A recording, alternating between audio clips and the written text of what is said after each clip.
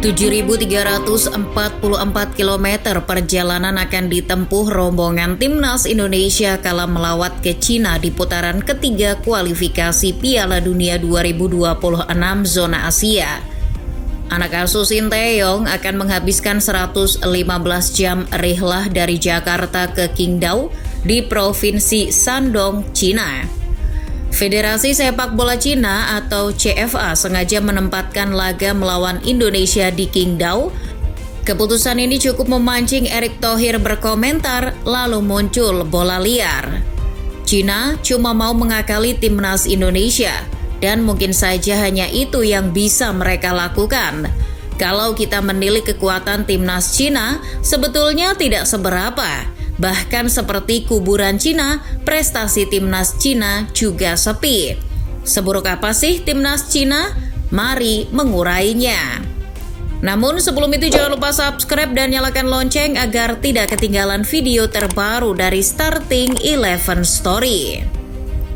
Putaran ketiga kualifikasi Piala Dunia 2026 zona Asia akan menggunakan format double round robin. Setiap tim akan mendapat jatah menjadi tuan rumah maupun tamu. Ihwal tempat pelaksanaan, keputusan diserahkan ke tuan rumah. Oleh karena itu, kesempatan menjadi tuan rumah bisa dijadikan strategi seperti apa yang dilakukan oleh CFA. Sebelum menghadapi Indonesia, Cina akan lebih dulu bertandang ke Adelaide, Australia di bulan yang sama yakni Oktober. Mengutip CNN Indonesia, CFA pun mempertimbangkan venue yang cuacanya tak berbeda dari Adelaide untuk menjamu Indonesia, sehingga timnas Cina tak kesulitan beradaptasi. CFA pun memilih Qingdao. Kebetulan di bulan Oktober, Cina memasuki musim dingin. Suhu tertinggi di Qingdao maksimal bisa mencapai 20 derajat Celcius kala musim dingin, sedang suhu terendahnya bisa menyentuh 12 derajat Celcius. Mendengar bahwa Cina akan menjamu Indonesia di Qingdao dengan cuaca dingin semacam itu, Erick Thohir merespons seperti seorang bocah yang dikerjain temannya. Secara impulsif, Erick bilang akan membalas perlakuan Cina tersebut. Menurutnya, Indonesia bisa saja menjamu Cina tidak di GBK, melainkan di Stadion Harapan Bangsa di Aceh atau Stadion Lukas NMB di Papua. Warganet juga ikutan reaktif. Banyak yang bilang Cina ini tim lemah, tim yang sangat mungkin dikalahkan oleh pasukan STY. Maka dari itu mereka mencoba menggembosi timnas Indonesia dengan menjamunya ke tempat dingin yang jaraknya bahkan 6 jam perjalanan dari Beijing. Iya, timnas Cina memang jelek, namun sebenarnya tidak sejelek timnas Indonesia. Kalau mau ngamuk di kolom komentar, sok atuh. Tapi kita lihat dulu sejarahnya. Sekurang-kurangnya Cina pernah sekali lolos ke Piala Dunia dengan nama Cina. Indonesia baru akan, itu pun belum terbukti. Meskipun itu hanya di edisi 2002, benar saat dua negara Asia, Jepang dan Korea Selatan menjadi tuan rumah, di Piala Dunia 2002, Cina bagai tim yang buat menggenapi saja. Di fase grup, The Dragons bergabung dengan Costa Rica, Turki, dan Brazil. Jangankan menyabet kemenangan, mencetak gol saja, ya ampun, gak mampu. Satu-satunya kelolosan Cina ke Piala Dunia tersebut malahan bisa jadi sesuatu yang tak layak dikenang.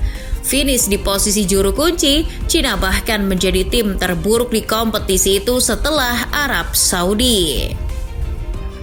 Usai di edisi 2002, Cina tak lagi ke putaran final Piala Dunia. Paling pol mereka hanya sampai di putaran ketiga. Terhitung sudah 22 tahun Cina tak terjun di Piala Dunia. 2 dekade lebih, Bung.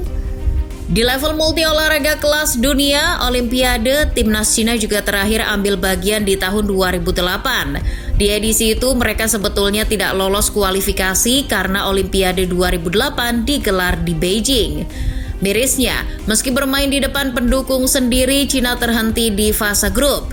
Setelah Olimpiade Beijing 2008, Cina tak pernah lolos ke Olimpiade cabang sepak bola putra, termasuk Olimpiade Paris 2024. Sudah 4 catur wulan timnas Cina tidak bermain di Olimpiade.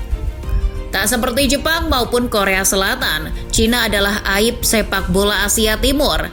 Mereka tak pernah sekalipun menjuarai Piala Asia. Cina juga acap kali kesulitan di Piala Asia. Misalnya saja di edisi kemarin, sementara Indonesia bisa melangkah ke 16 besar, Cina terhenti di fase grup.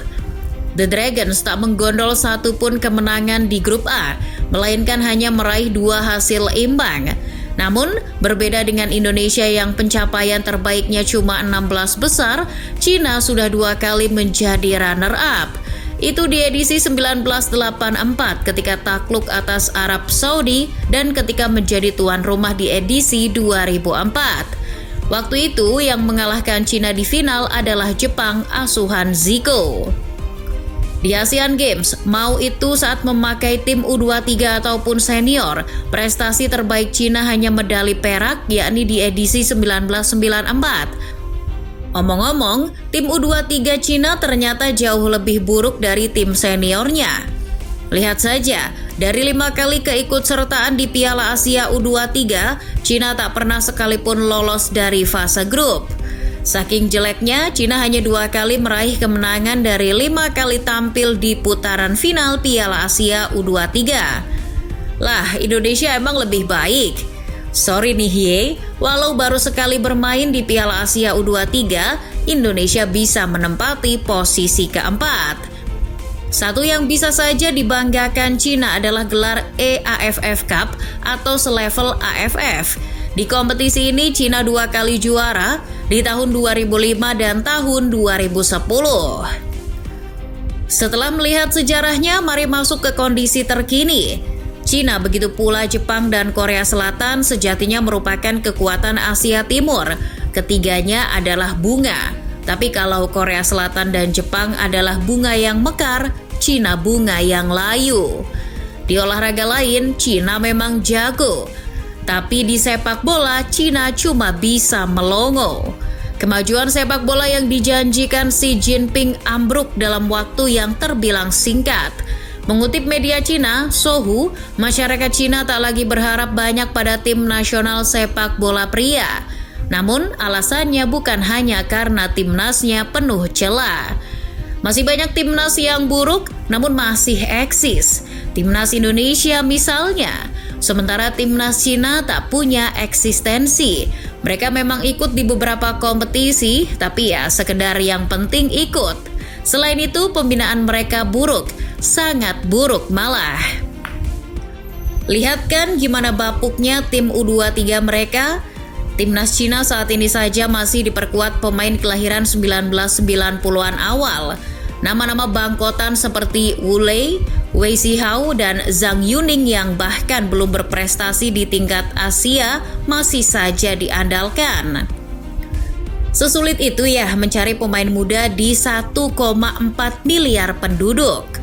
Pemain kelahiran 1990-an akhir, tahun 2000 dan 2005 ke atas sebetulnya banyak. Hanya saja para pemain ini tenggelam di lautan kasus korupsi di tubuh federasi. Tahukah kamu bahwa sepak bola Cina sampai sekarang masih saja menelurkan para koruptor? Salah satunya yang menyeret mantan Presiden CFA. Mengutip Al Jazeera, mantan Presiden CFA yang dimaksud, Chen Shuyuan, dijatuhi hukuman seumur hidup karena menerima suap. Hukuman itu menyusul penyelidikan besar-besaran setelah kampanye anti korupsi Xi Jinping di sepak bola Cina.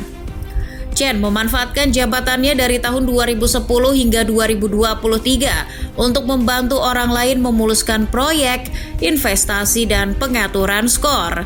Demi meraup keuntungan senilai 80 juta yuan atau sekitar 182 miliar rupiah, ia merusak sepak bola Cina. Itu di federasi. Liga Cina dan korupsi juga berpelukan. Pada awal tahun 2000 hingga 2009, kasus semacam pengaturan pertandingan marak terjadi. Lucunya, tak ada sosok yang bisa menghentikan itu sampai Xi Jinping akhirnya cawe-cawe. Kasus-kasus semacam ini membuat sepak bola Cina mundur jauh ke belakang. Para pemain muda kandas karena pembinaan terhambat dan investasi terbatas. Bagaimana mau investasi jika pemimpin federasinya saja pemburu rente yang korup? Melihat situasi semacam itu, inilah kesempatan Indonesia menghabisi Cina. Tak masalah main di Qingdao, para pemain bisa latihan dulu di tempat yang cuacanya mirip-mirip. Setelah itu kita bikin Cina yang sudah bonyok makin babak belur.